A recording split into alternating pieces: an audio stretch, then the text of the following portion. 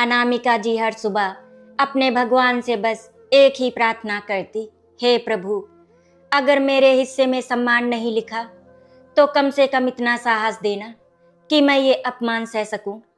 लेकिन उनकी प्रार्थना पूरी होने से पहले ही कमरे का दरवाजा जोर से खुला और उनकी बहू दामिनी तेज आवाज में बोली, अभी तक पूजा ही कर रही हो? घर में इतना काम पड़ा है और तुम्हें भगवान से ही फुर्सत नहीं मिलती। सच कहूं तो तुम्हारे जैसी निकम्मी औरत मैंने आज तक नहीं देखी। अनामिका जी बिना कुछ कहे चुपचाप उठ गई। उन्हें मालूम था कि जवाब देने का मतलब पूरे दिन का तूफान अपने सिर पर लेना है। उन्होंने सिर झुका लिया और रसोई की ओर बढ़ गईं। ये उनके जीवन का रोज का नियम बन चुका था। सुबह अपमान से शुरू होती और रात आंसुओं पर खत्म। रसोई में पहुंचते ही दामिनी ने फिर ताने मारने शुरू कर दिए। देखो, चाय जरा अच्छी बनाना, मेरे मम्मी पापा आने वाले हैं। कहीं उनके सामने अपनी गरीबी वाली आदतें मत दिखा देना। वैसे भी तुम जिस फटीचर खानदान से आई हो वहाँ लोगों ने शिष्टाचार सीखा ही कहाँ होगा। ये सुनकर अनामिका जी के हाथ कांप गए। उनके मन में एक टीस उठी।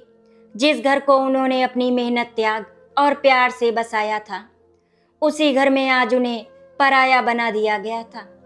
मगर सबसे ज्यादा दर्द उन्हें इस बात का नहीं था कि बहू उन्हें अपमानित करती है, बल्कि इस बात का था कि उनका बेटा शरद सब कुछ सुनकर भी चुप रहता है। कुछ ही देर बाद शरद तैयार होकर नीचे आया। अनामिका जी ने प्यार से कहा, बेटा नाश्ता तैयार है, पहले कुछ खा लो फिर ऑफिस जाना। लेकिन शरद ने बिना उनकी तरफ देखे कहा, मम्मी पहले दामिनी को दे दो, उसे देर हो रही है। और हाँ, मेरी किसी बात बीच में मत बोला करो। ये सुनते ही दामिनी मुस्कुरा उठी। उसे पता था कि उसने अपने पति को पूरी तरह अपने बस में कर लिया है। इतने में उनका पोता केतन भी स्कूल के लिए तैयार होकर नीचे आया। अनामिका जी ने प्यार से उसके सिर पर हाथ रखना चाहा, लेकिन केतन झटक कर बोला, दादी मुझे हाथ मत लगाया करो। मम्मी कहती हैं कि तुम हमेशा रोती रहती हो, इसीलिए तुम्हारे पास रहने से मनहूसियत लग जाती है। ये सुनते ही अनामिका जी की आंखें भर आई। जिस बच्चे को उन्होंने गोद में खिलाया था, रात रात भर जाग कर संभाला था, वही बच्चा आज उनसे नफरत करने लगा था। वो समझ चुकी थी कि वो केतन की नहीं बल्कि दामिनी की सोच थी, जो धीरे धीरे उसके मन में भर दी गई थी। फिर भी उन्होंने कुछ नहीं कहा, बस चुपचाप उसके टिफिन का डिब्बा उसके बैग में रख दिया। केतन बिना धन्यवाद कहे चला गया। उसके जाते ही दामिनी ने ताना मारा, देखा, बच्चे भी समझदार हैं, उन्हें पता है कि किसकी इज्जत करनी चाहिए और किसकी नहीं। हर महीने की पहली तारीख अनामिका जी के लिए सबसे ज़्यादा तकलीफ लेकर आती थी। उसी दिन उनकी पेंशन उनके खाते में आती थी, लेकिन अब कई महीनों से वो पैसा उनके हाथ तक नहीं पहुंचता था। दामिनी पहले ही पूरा पैसा अपने खाते में ट्रांसफर कर लेती थी। एक दिन अनामिका जी ने हिम्मत करके कहा था, बहू थोड़े पैसे मुझे भी दे दिया करो, कभी दवा लेनी होती है, कभी मंदिर में चढ़ावा चढ़ाना होता है। दामिनी ने हंसते हुए कहा था, दवा? तुम्हें इतनी लंबी उम्र जीकर क्या करना है? और मंदिर में चढ़ावा चढ़ाकर भगवान को भी परेशान मत किया करो। वैसे भी ये पैसा अब इस घर का है, तुम्हें पैसे रखने की कोई ज़रूरत नहीं। उसी समय शरद भी वहीं बैठा था।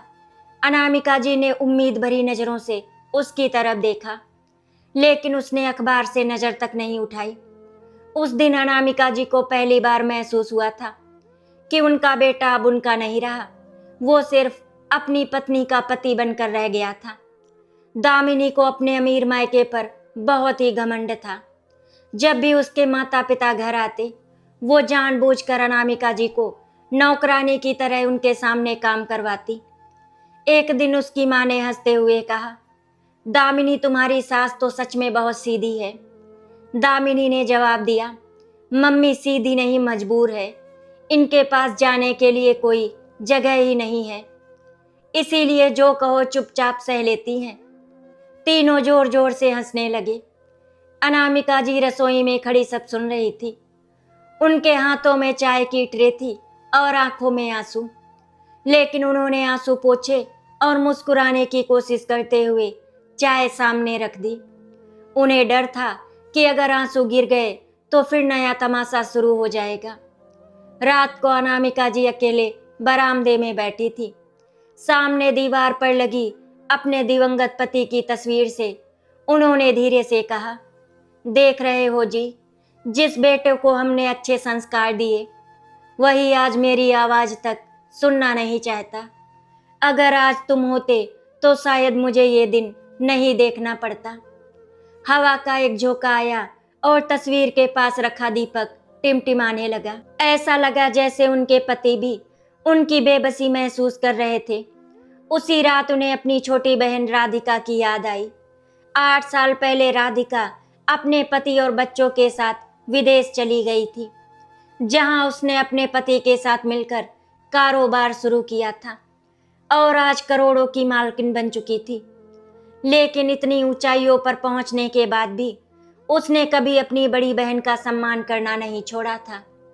वो हमेशा कहती थी, दीदी अगर आप माँ बनकर मुझे नहीं पालती तो मैं आज इस मुकाम पर कभी नहीं पहुंच पाती। अनामिका जी के मन में कई बार विचार आया कि वो राधिका को फोन करे, लेकिन हर बार उन्होंने अपने आंसू खुद ही पी लिए। उन्हें लगता था कि अपनी तकलीफ बताकर वो अपनी बहन को परेशान नहीं करेंगी, लेकिन उस रात उनका धैर्य टूट चुका था।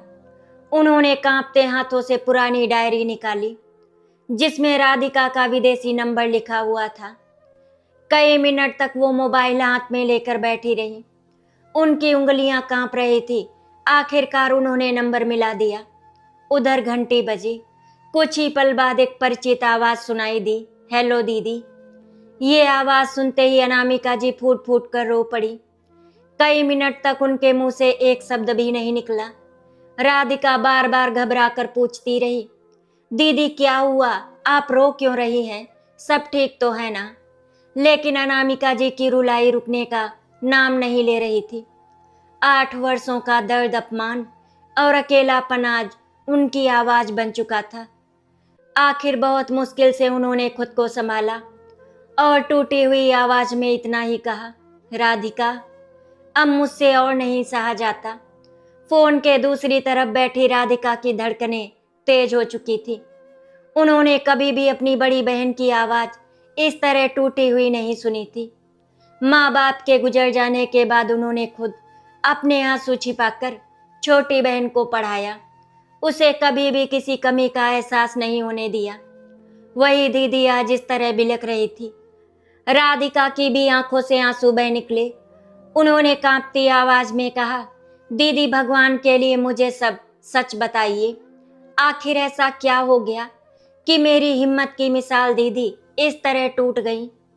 दीदी आपकी तबीयत तो ठीक है ना? अनामिका जी कुछ पल तक चुप रहीं। फिर उन्होंने एक लंबी सांस ली और अपने दिल में वर्षों से दबा हुआ दर्द शब्दों में बुनना शुरू कर दिया।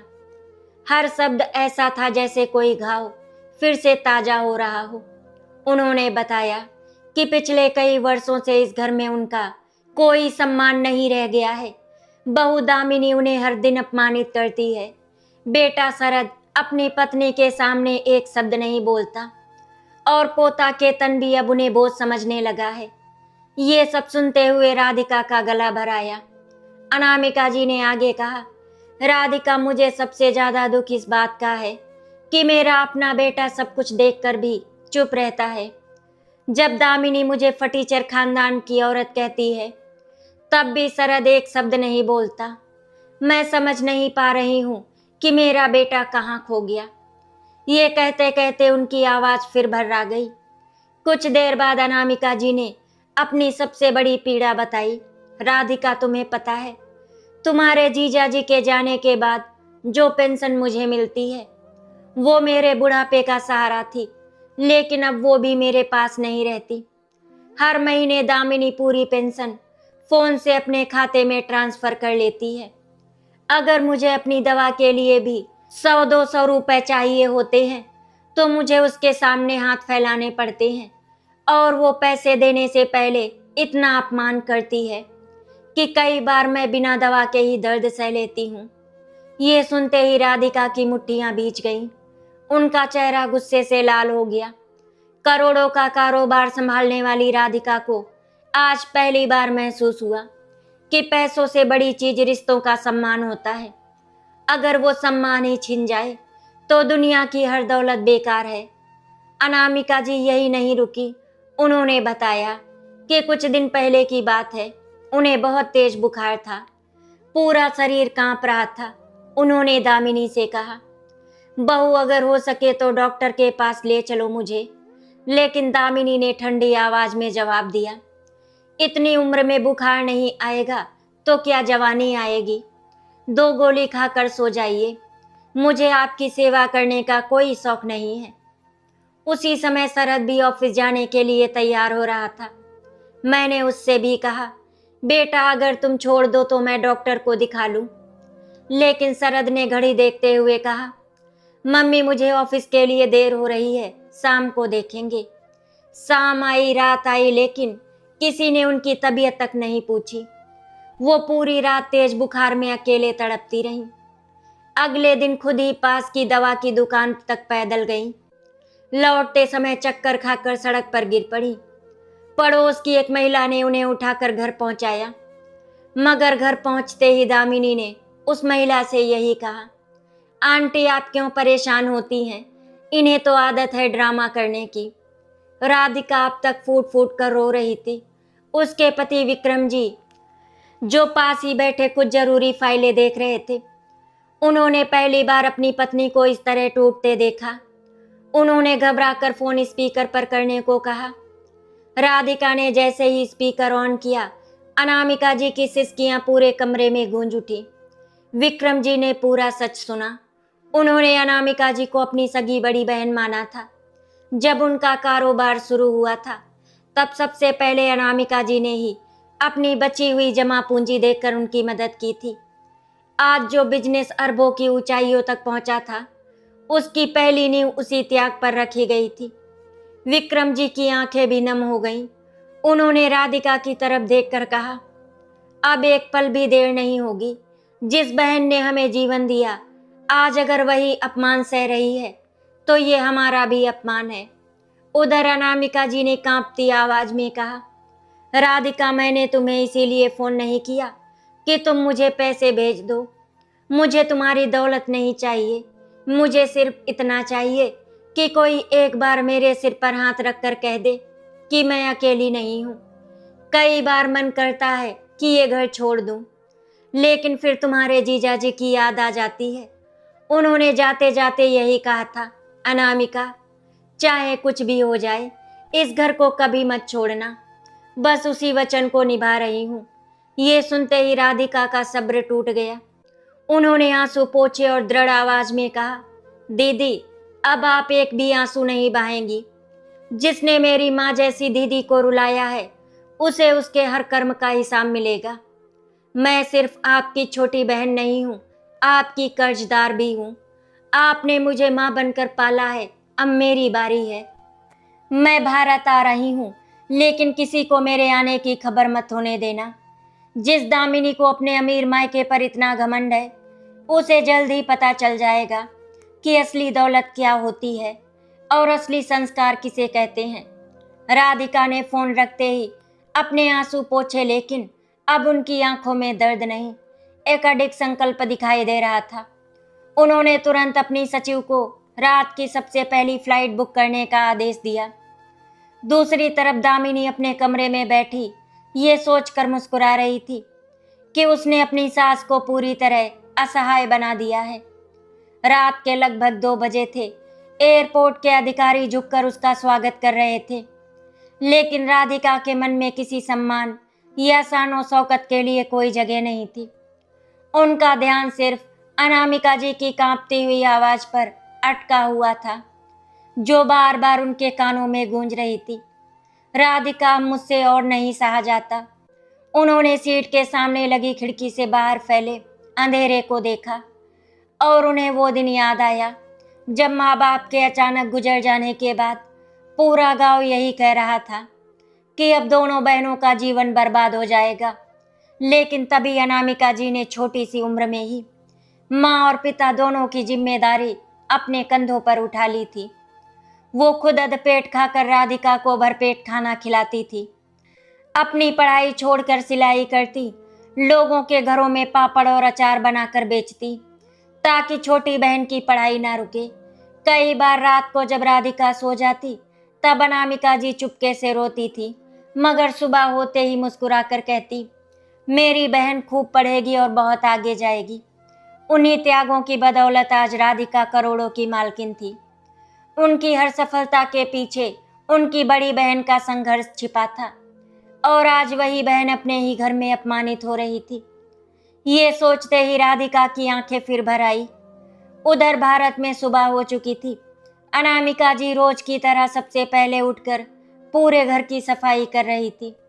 रात भर रोने की वजह से उनकी आंखें सूज चुकी थी, लेकिन उन्होंने किसी को कुछ नहीं बताया।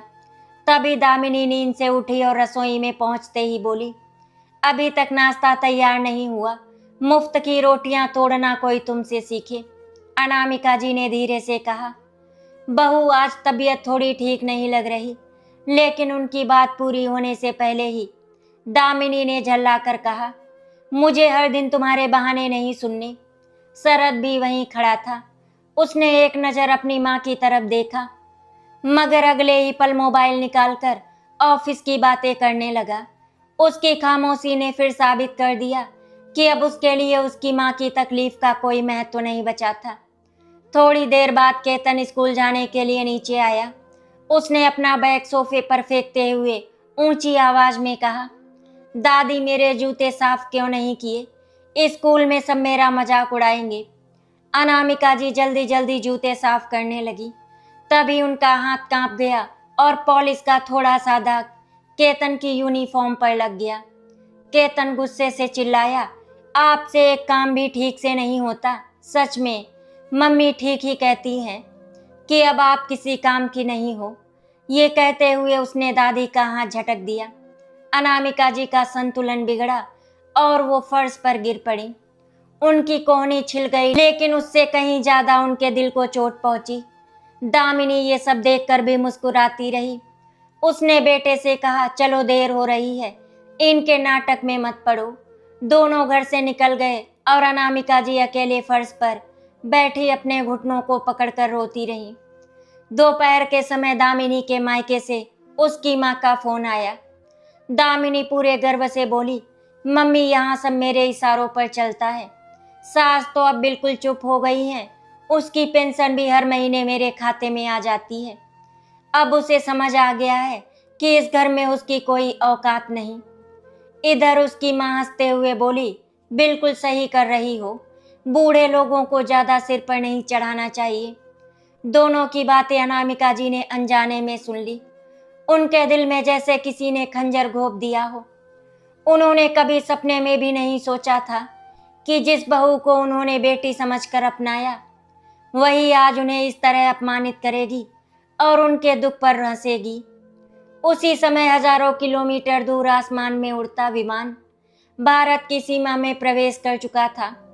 राधिका ने अपनी आंखें बंद की और मन ही मन प्रण लिया, दीदी जिसने आपके त्याग को आपकी कमजोरी समझा है, उसे अब अपने हर शब्द और हर कर्म का हिसाब देना होगा। उनके पति विक्रम जी ने उनका हाथ पकड़कर कहा, याद रखो, हम बदला लेने नहीं जा रहे, हम दीदी का सम्मान लौटाने जा रहे हैं। लेकिन अगर किसी ने उनके आत्मसम्मान को फिर से चोट पहुंचाई तो उसे कानून, समाज और अपने कर्म तीनों का सामना करना पड़ेगा। राधिका ने शांत स्वर में कहा, अब समय आ गया है कि दामिनी को पता चले, जिस औरत को वो गरीब और बेसहारा समझ रही है, उसी औरत के त्याग ने आज करोड़ों का साम्राज्य खड़ा किया है। शाम तक विमान भारत के हवाई अड्डे पर उतर चुका था। बाहर पहले से कई बड़ी बड़ी गाड़ियां और कुछ पुराने परिचित लोग उनका इंतजार कर रहे थे, मगर राधिका ने सबसे पहले अपने ड्राइवर से सिर्फ एक ही बात कही, सीधे दीदी के घर नहीं चलेंगे, पहले हम एक होटल जाएंगे बिना बताए घर पहुंचने का समय अभी नहीं आया है।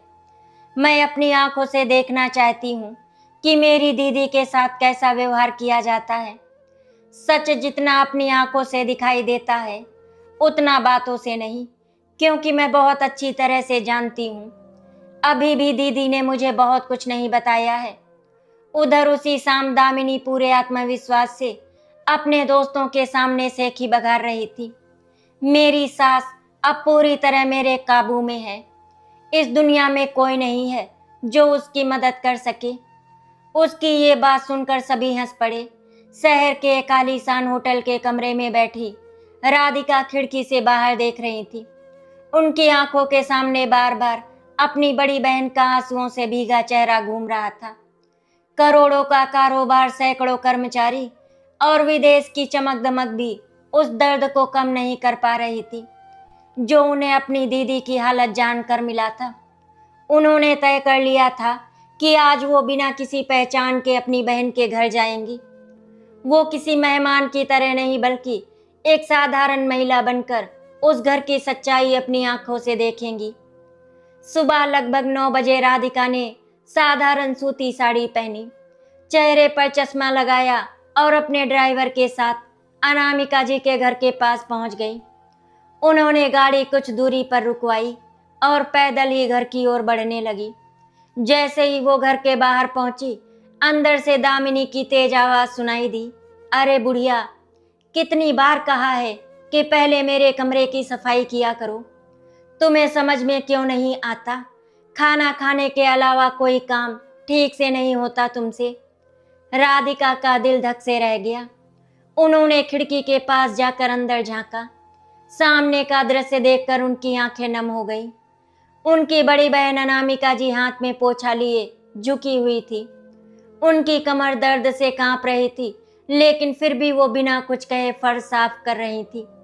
दामिनी सोफे पर बैठी मोबाइल चला रही थी और लगातार उन्हें अपमानित कर रही थी। उसी समय शरद ऑफिस जाने के लिए तैयार होकर नीचे आया। उसने अपनी माँ की तरफ एक बार देखा भी नहीं। उसने सिर्फ दामिनी से पूछा, मेरा टिफिन तैयार है ना? दामिनी मुस्कुराकर बोली, हाँ सब तैयार है। शरद टिफिन लेकर चला गया। अपनी माँ से उसने एक शब्द तक नहीं कहा। राधिका जी का कलेजा फटने लगा। राधिका ने अपने आंसू रोक लिए। उन्होंने मन ही मन कहा, अभी नहीं, अभी मुझे सब देखना है। कुछ देर बाद अनामिका जी रसोई में चाय बना रही थी। तभी उनके हाथ से गलती से एक कप नीचे गिरकर टूट गया। कप टूटने की आवाज सुनते ही दामिनी गुस्से में रसोई में पहुंची। उसने बिना कुछ सोचे अनामिका जी का हाथ पकड़कर जोर से झटक दिया और बोली, तुम्हारी वजह से हर महीने नुकसान होता है। आखिर कब तक तुम्हें झेलूं मैं? अगर मेरा बस चले तो आज ही तुम्हें इस घर से निकाल दूं। अनामिका जी ने कांपती आवाज में कहा। बहू गलती से हाथ से फिसल गया, लेकिन दामिनी ने उनकी बात बीच में ही काट दी। बस करो अपना ड्रामा, तुम्हारी उम्र हो गई है, किसी वृद्धाश्रम में जाकर रहो। यहाँ हमारे सिर पर बोझ बनकर क्यों बैठी हो? ये सुनते ही अनामिका जी की आंखों से आंसू बहने लगे। उन्होंने सिर झुका लिया। उनके पास अपने सम्मान की रक्षा के लिए शब्द भी नहीं बचे थे। उसी समय स्कूल से लौट कर केतन घर आया। उसने जैसे ही अपनी दादी को रोते देखा, वो हंसते हुए बोला, दादी आप फिर रो रही हो? ये कहते हुए उसने अपना बैग सोफे पर फेंका और टीवी देखने बैठ गया। अनामिका जी ने प्यार से कहा, बेटा पहले खाना खा लो, लेकिन केतन ने गुस्से में प्लेट दूर धकेल दी और बोला, मुझे तुम्हारे हाथ का खाना नहीं खाना। ये सुनकर अनामिका जी चुपचाप वापस रसोई में चली गई। दरवाजे के बाहर खड़ी राधिका अब और खुद को संभाल नहीं पा रही थी। उनकी आंखों से आंसू लगातार बह रहे थे। आज उन्हें अपनी दीदी के हर शब्द पर विश्वास हो गया था। सच तो शायद उन्होंने जितना सोचा था उससे भी कहीं ज्यादा दर्दनाक था। दोपहर होते होते दामिनी बैंक जाने के लिए तैयार हुई। उसने अलमारी से अनामिका जी की बैंक पासबुक निकाली और बोली, आज पेंशन आने वाली है, मैं बैंक होकर आती हूँ, कुछ काम है। अनामिका जी ने धीरे से कहा, बहू इस बार अगर हो सके तो 5,000 रुपये मुझे दे देना। कई दिनों से दवाइयाँ खत्म हो गई हैं। दामिनी जोर से हंसी और बोली, तुम्हें दवा की नहीं, भगवान का नाम लेने की जरूरत है। वैसे भी तुम्हारे लिए पैसे खर्च करना बेकार है। इतना कहकर वो पासबुक लेकर चली गई। राधिका ने अपनी आंखों से ये दृश्य भी देख लिया। अब उन्हें किसी सबूत की जरूरत नहीं थी। उन्हें समझ आ चुका था कि उनकी दीदी सिर्फ अपमान ही नहीं, आर्थिक शोषण भी सह रही हैं। शाम को जब दामिनी वापस आई तो उसने पूरे पैसे अपने खाते में ट्रांसफर कर लिए थे। उसने जानबूझकर अनामिका जी के सामने अपना मोबाइल लहराते हुए कहा, देखो फिर से पूरी पेंशन मेरे अकाउंट में आ गई। अब अगर दवा चाहिए तो पहले मेरी बात मानना सीखो। अनामिका जी ने कुछ नहीं कहा। उन्होंने सिर्फ भगवान की मूर्ति की तरफ देखा और आंखें बंद कर ली। बाहर खड़ी राधिका ने भी हाथ जोड़ लिए, मगर उनकी प्रार्थना अलग थी। हे प्रभु, आज तक मेरी दीदी ने बहुत सह लिया, अब उन्हें न्याय दिलाने की शक्ति मुझे देना। राधिका धीरे धीरे वहां से वापस अपनी गाड़ी की ओर लौटी। उनके चेहरे पर अब आंसू नहीं थे। वहां एक अजीब सी शांति थी, लेकिन उस शांति के भीतर तूफान छिपा हुआ था। उन्होंने गाड़ी में बैठते ही अपने सचिव को फोन किया और कहा, कल सुबह ठीक 10 बजे शहर के सबसे बड़े होटल का कॉन्फ्रेंस हॉल बुक कराइए। साथ ही शरद, दामिनी और उनके पूरे परिवार को मेरे नाम से एक विशेष निमंत्रण भेजिए। उन्हें इतना ही बताइए कि विदेश से आई एक बड़ी उद्योगपति उनसे महत्वपूर्ण व्यापारिक साझेदारी पर बात करना चाहती हैं।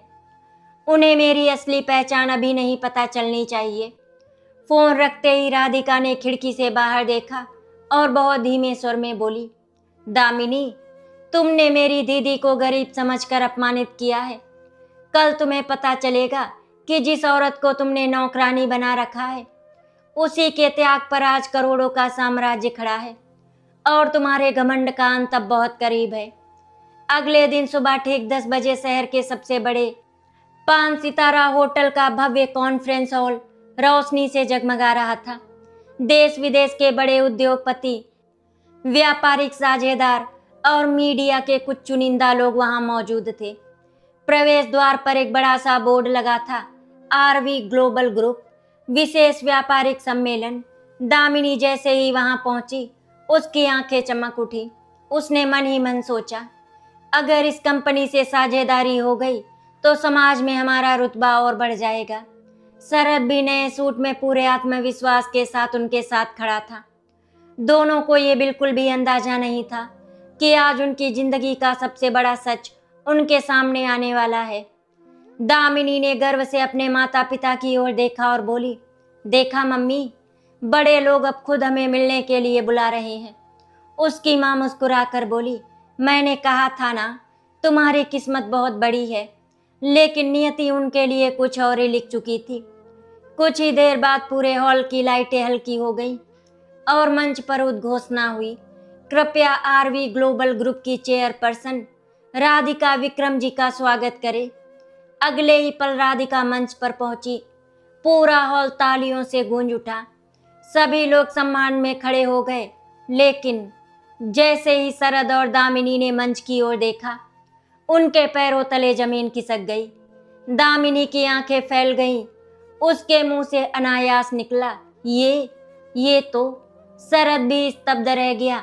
उसे याद आया कि बचपन में उसकी माँ अक्सर अपनी छोटी बहन राधिका का जिक्र किया करती थी, मगर उसने कभी कल्पना भी नहीं की थी कि वही मौसी आज करोड़ों की कंपनी की मालकिन होंगी। दामिनी का चेहरा सफेद पड़ चुका था। उसके माता पिता भी एक दूसरे का मुंह देखने लगे। पूरे हॉल में सन्नाटा छा गया। राधिका ने मंच से बोलना शुरू किया।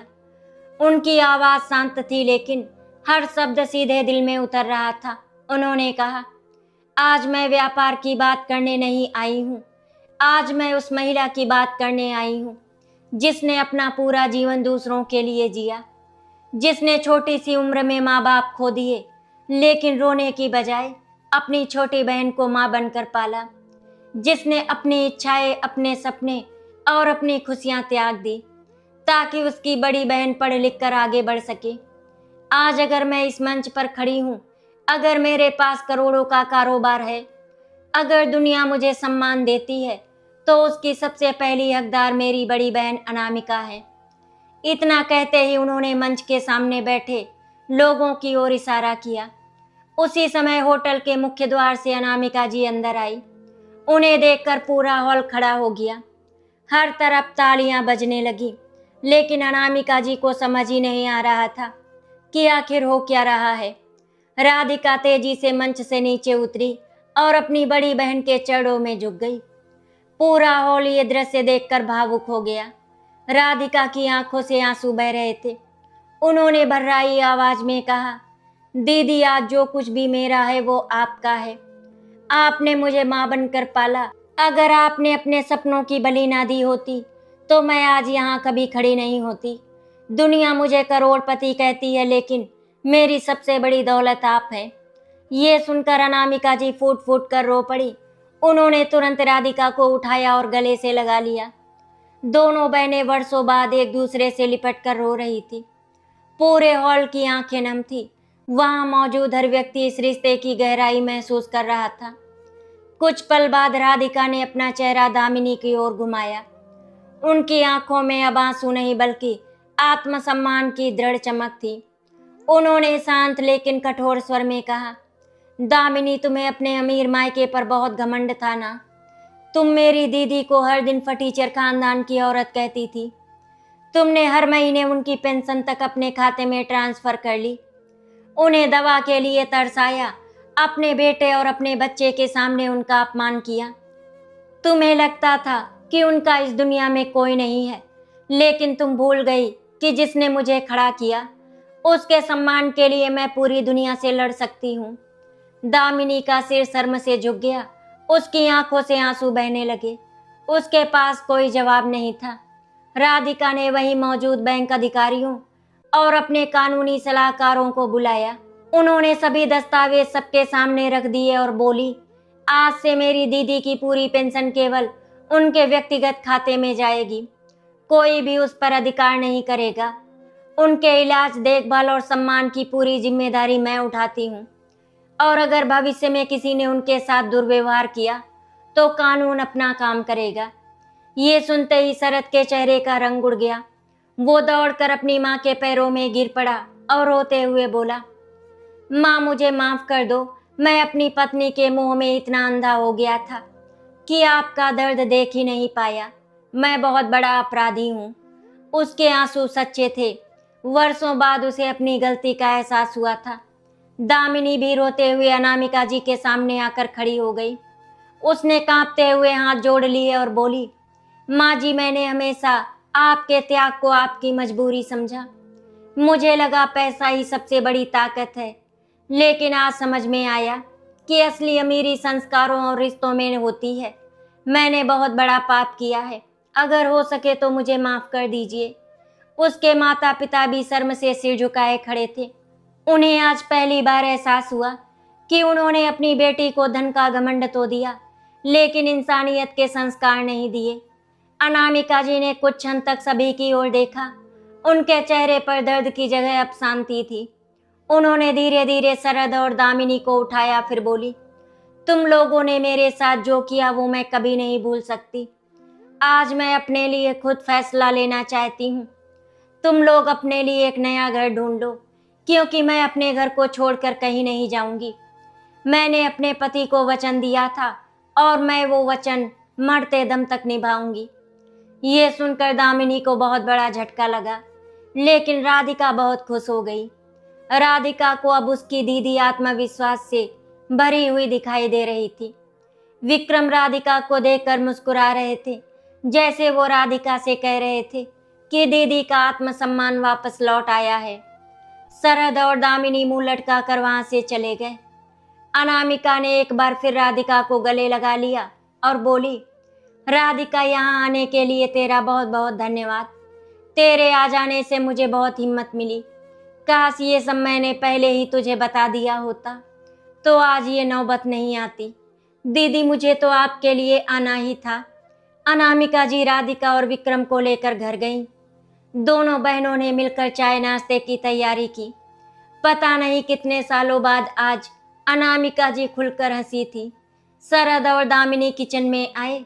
अनामिका जी बोली, बेटा मेरी बात को मजाक में मत लेना, मेरे घर में अब तुम दोनों के लिए कोई जगह नहीं। दामिनी और शरद की आंखों में आंसू आ गए, क्योंकि उनको अपनी गलती का एहसास हो चुका था कि उन्होंने अनामिका जी के साथ बहुत गलत किया, इसीलिए उन्हें अपने कर्मों की सजा तो भुगतनी पड़ेगी। 4-5 दिनों में उन दोनों ने मिलकर किराए पर एक घर ढूंढ लिया और फिर वहां रहने के लिए चले गए। राधिका अपने पति विक्रम के साथ विदेश वापस चली गई। धीरे धीरे करके समय गुजरने लगा। महीने में 3-4 बार शरद और दामिनी अनामिका जी से मिलने के लिए आ जाते। कभी कभी केतन भी उनके साथ आ जाता था। अब वो अपनी दादी के साथ बदतमीजी नहीं करता था। कहते हैं जब बड़े बुजुर्गों का सम्मान करते हैं तभी उनके बच्चे भी उनका सम्मान करना सीखते हैं। अनामिका जी ने एक विधवा औरत को अपने घर पर रख लिया था। उसकी 1 साल की बेटी थी। वो उनका बहुत अच्छे से ध्यान रखती थी। बदले में अनामिका जी उसे अपनी पेंशन से सैलरी देती थी, जो वो अपनी बेटी की पढ़ाई लिखाई के लिए जमा कर रही थी। शरद और दामिनी के अंदर अब बिल्कुल भी लालच नहीं था। वो दोनों अब दिल से अपनी माँ का सम्मान करते थे। उनमें आया बदलाव देखकर अनामिका जी बहुत खुश थी। आशा करती हूँ आपको हमारी कहानी अच्छी लगी होगी। अगर आपको हमारी कहानी अच्छी लगी तो वीडियो को लाइक एंड शेयर करें, चैनल को सब्सक्राइब करें। वीडियो देखने के लिए आप सभी का बहुत बहुत धन्यवाद।